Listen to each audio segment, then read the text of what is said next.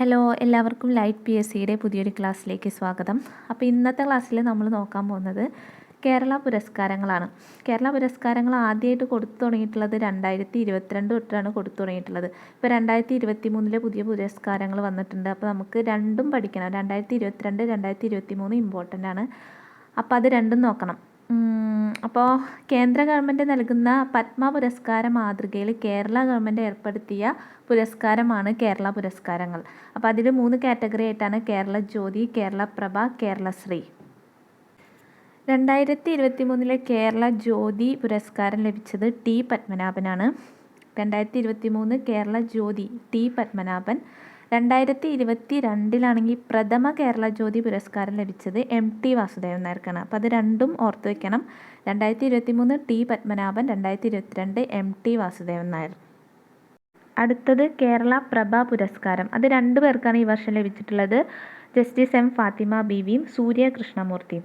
അപ്പോൾ നമ്മുടെ സുപ്രീം കോടതിയിലെ ആദ്യത്തെ വനിതാ ജഡ്ജിയും പിന്നെ ഈയിടെ 2023 നവംബർ 23 മരണപ്പെട്ട വ്യക്തിയാണ് ജസ്റ്റിസ് M ഫാത്തിമ ബീവി. പിന്നെ സൂര്യ കൃഷ്ണമൂർത്തിക്ക് കലാമേഖലയിലെ സംഭാവനയ്ക്കാണ് പുരസ്കാരം ലഭിച്ചിട്ടുള്ളത്.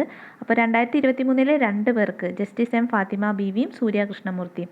അതേസമയം പ്രഥമ കേരള പ്രഭ പുരസ്കാരം 3 പേർക്കാണ് ലഭിച്ചിട്ടുണ്ടായിരുന്നത് 2022. ഓംചേരി NN പിള്ള, മമ്മൂട്ടി, അതുപോലെ ടി മാധവ മേനോൻ. 3 പേര് ഓർത്തിരിക്കുക. Omchery NN Pillai, Mammootty, T Madhava Menon. ഇവർക്ക് 3 പേർക്കാണ് 2022 കേരള പ്രഭ പുരസ്കാരം ലഭിച്ചത്. അടുത്തത് കേരളശ്രീ പുരസ്കാരമാണ്. കേരളശ്രീ പുരസ്കാരം 2023 5 പേർക്കായിരുന്നു ലഭിച്ചിട്ടുണ്ടായിരുന്നത്. ആരൊക്കെയാണ്? Punalur Somarajan, VP Gangadharan, Ravi DC, KM Chandrasekhar, Pandit Rameshan Narayan.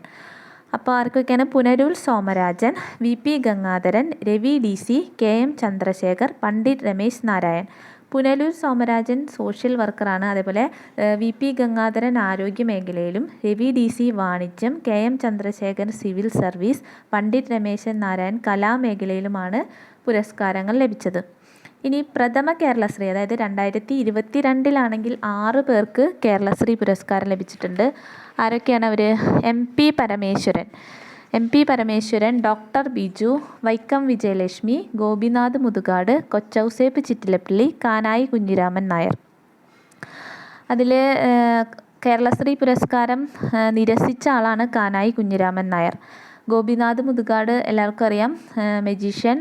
അതുപോലെ തന്നെ സാംസ്കാരികത്തിനാണ് ഗോപിനാഥ് മുതുകാടിലും വൈക്കം വിജയലക്ഷ്മിക്കും പുരസ്കാരം ലഭിച്ചിട്ടുള്ളത്. അപ്പോൾ ഇത്രയും കാര്യങ്ങൾ ഓർത്ത് വയ്ക്കുക. 2022, 2023 കേരള പുരസ്കാരങ്ങൾ ഇമ്പോർട്ടൻ്റ് ആണ്. Okay, thank you.